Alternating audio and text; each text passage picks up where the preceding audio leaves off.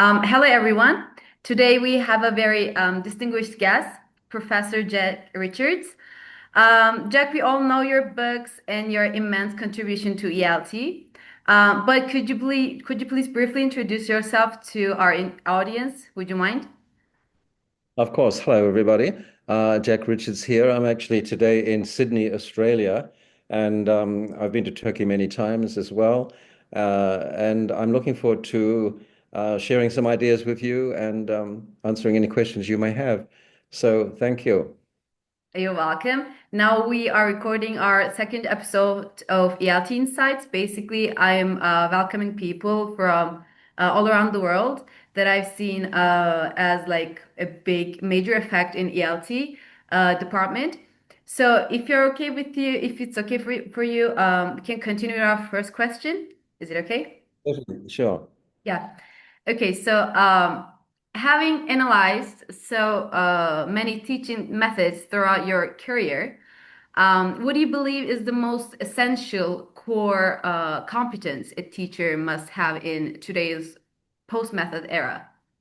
Yeah. Well, if we look at first of all, the concept of methods, these are ideas about how a language should be taught were developed at a time when English was, if you like, a foreign language. They were developed to teach foreign languages, by which we mean languages for which the students had no access beyond the classroom. And so the method represented a package of strategies and ideas and tasks which created in the classroom what was believed to be conditions for language learning. Now, today, of course, students are much less dependent on the classroom and much less dependent on the teacher's methods because most of the input that students get is from beyond the classroom, from the internet, from social media, from songs, from games, from movies, and all the other opportunities that young people have today growing up in Turkey and other parts of the world to help develop their proficiency in English or other languages. And so they come to the English class with a much better level of preparation than, say, students 100 years ago when those methods began to be first developed. So the role of the teacher really is to see the classroom as providing a link between the classroom and the real world, so that it provides students with strategies and knowledge that enable them to explore the opportunities for making contact with English and speakers of English outside of the classroom. So the method concept was based on the assumption that the classroom was represented like 100% of the input available to students. Now it might represent 20%. So the relationship between what goes on inside the classroom, what goes on outside the classroom are very, very different. And much more learning, I'm sure if you reflected on your own learning, you would be able to describe how you achieved your ability in English and other languages.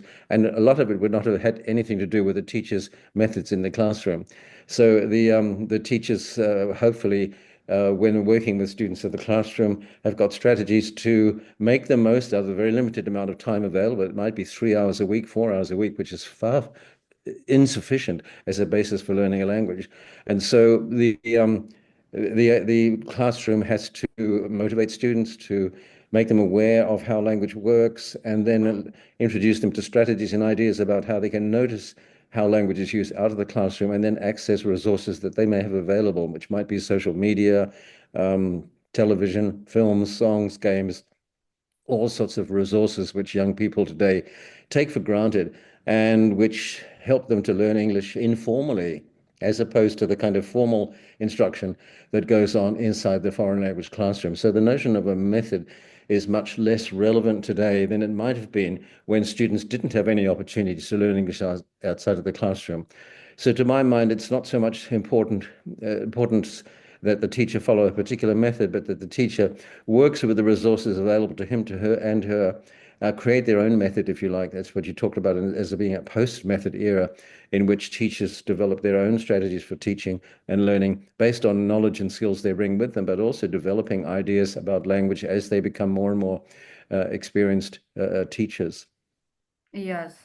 To give you an example, in Turkey, we have like 3 or 4 hours of teaching of English. And as you said, this is not like beneficial at all because I have the opinion of that if we stop using Turkish, for like, let's say in a summer holiday for 3 months, we would forget our own like mother tongue as well. So like spending 3 or 4 hours in a week is not like it is insufficient. So I agree you on that. Yeah. Of course, when we look at classroom instruction, if the goals of the instruction are very clear and precise, for example, it might be to pass an IELTS exam, Hmm. or to pass a TOEFL exam, or to pass some sort of university entrance examination to get into an English medium university. When the goals are very specific, then the teacher has to teach to those very specific goals. And the students will evaluate the success of the lesson according to the extent to which they feel that they're given the skills necessary to pass that exam. So the exams, school exams, university entrance exams are gatekeeping exercises designed to let people in and to keep a lot of people out. So Hmm. in those cases, the teacher's job is to really know exactly what it is the students need to know to pass those exams. And that, of course, has nothing to do with communicative language teaching. That has to do with exam-oriented, test-oriented test preparation, which is not that satisfying for teachers or students, but it's a fact of the real world. And then, of course, in those contexts, if students want to develop more communication skills, that's when they go to institutes, and that's where they come across books like mine, which are not geared to exams, the communicative books, and they're designed, they're developed to develop conversational fluency, and so on. So that you have these parallel systems in most parts of the world where the school education system is exam-based, and to develop more effective communication skills, students will need to go to institutes, but also to learn independently outside of the classroom using all the resources that these days students take for granted. Oh, It's a yes. different world. I agree on that. Yeah, there are a lot of like different situations going on as well. So, and the time changes, nature changes. So that is so correct. If yes, Did I you saw have you. No, no, no. Go ahead. Are we on to the second question, or is this still part of the first question? No worries. I thought I interrupted you, so I was like, No, okay. at all. No, I'm glad this becomes a conversation. What was the next question that you had on your list? Yeah, okay. Let me go with the second one. Right. So as a prolific author of like world renowned textbooks, how do you see the role of printed materials evolving in an age where teachers have instant access to AI and digital resources, you know? So like in 3 years we have ChatGPT, Gemini and this kinds of stuff going on. So people are using it, but we have also like printed materials. So how do you see the role of those materials right now? Well, of course, the printed materials tend to be geared towards the examinations that I talked about. If they're being taught in a formal education, maybe through an institute which has a set of tests that students must pass from one level to the next, or in public education, or where their students have to get prepared for English medium education at university level, then, of course, the materials are going to be a good guide because they are preparing students step by step for those end results. Now, whereas all of the miscellaneous resources that are available are of a very general nature, apps, and for example, um, and all sorts of other AI resources that are available for teachers as well as for students. Some of them may be geared towards those preparing students for entry exams. But many of them are designed to just develop their global language skills, if you like.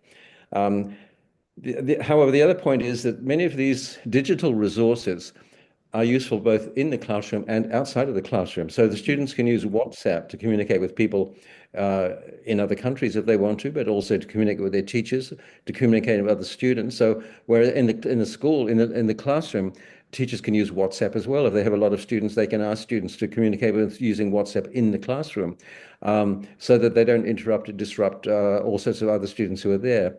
So the digital resources that are available are sort of changing the dynamics of teaching and learning in the sense that there are now far more resources available, some AI resources and so on, that some will be more useful than others. And we're still trying to sort out how useful those are going to be. Of course, something like ChatGPT can be a resource, but it can also be a hindrance because if students want to learn creative writing skills, for example, and simply just copy from ChatGPT or get ChatGPT to do the task for them, they're not going to be able to do that in exam conditions. So in the exam condition situation, they've got to sit down with a pen and paper or with a laptop and write an essay or a task without having access to ChatGPT. So ChatGPT might be a hindrance in that the students are no longer developing the ability to think critically, to plan, to reflect, to revise, and so on. Um, so, however, it's there. It's a reality that we need to realize. In fact, in some of my textbook series that are widely used worldwide are going into new editions. One series to be coming out in a new edition this year is an Oxford series. I think it's called Speak, Listen and Speak, or I forget the title actually. It's a speaking series with Oxford. The other series are Cambridge books, Oxford and Cambridge Interchange, and the other one, Four Corners. Now, I've been trying to persuade the publishers to have an AI task within every unit because students are so familiar with AI. We have to realize that it's there. And, at the end of a textbook chapter, the teacher can assign a ChatGPT task, like, for example, write a poem about six students in the class using these verbs from the unit. Or you can have the students create their own prompts that go back into the content of the unit and develop tasks. So the students could ask ChatGPT, okay, write me a dialogue using the grammar points that we've learned in this unit, which has to do with ordering something as a birthday present online for my grandmother or something like that. So students can use ChatGPT as a resource that complements the textbook and enables them to become more creatively engaged with the textbook. Now, I'm not sure whether the publishers are ready to put that type of activity into the new edition themselves. Otherwise, it could be available as a suggestion in a teacher's aid or when I do presentations. But to my mind, I'm trying to persuade that publishers that these things are now second nature to students. And so the book needs to acknowledge this reality and see the resources that it provides. It's great fun to have students go and take something from it might have been a reading passage in the unit and have ChatGPT write it as a dialogue or as an interview or as a song or whatever to change the genre. And in so doing, they'll see lots of other uses of language, uses of tenses and conjunctions and so on that they may not have come across. So ChatGPT can be used as a teaching mechanism as well. So it does have exciting possibilities.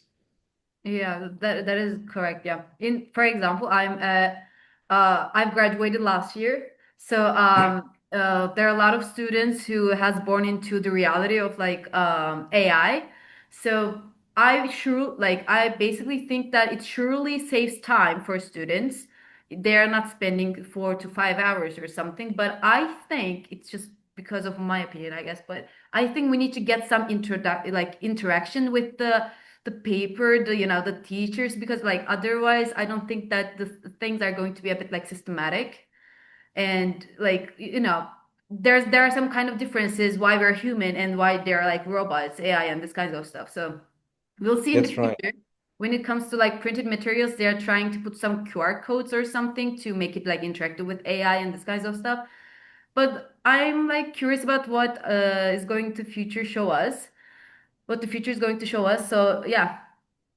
It's interesting. I was just, before we had this conversation, I was talking to a friend of mine. She's a translator, and she translates from Indonesian into English for literature.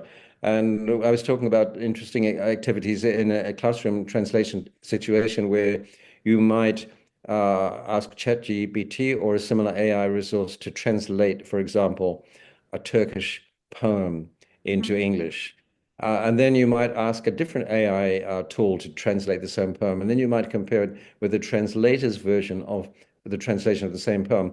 So, it does offer things that you couldn't normally do without having a resource like AI. So it just opens up a whole new range of possibilities.